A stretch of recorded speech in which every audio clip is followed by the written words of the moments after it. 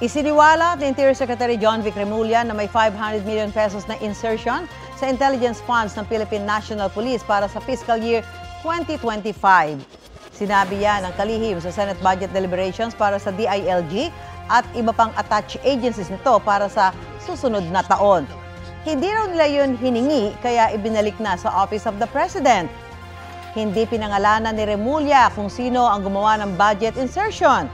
Pero sabi niya, ito ay ang personalidad na nag-request ng 3,000 containers ng isda. Matatanda ang isiniwalat ni Agriculture Secretary Francisco Chu Laurel Jr. na pinwersa umano sila noon ni resigned ako Bicol Party List Representative Saldi Co na mag-issue ng permit para makapag-import ng 3,000 containers ng isda. Wala pang komentar yan si Co.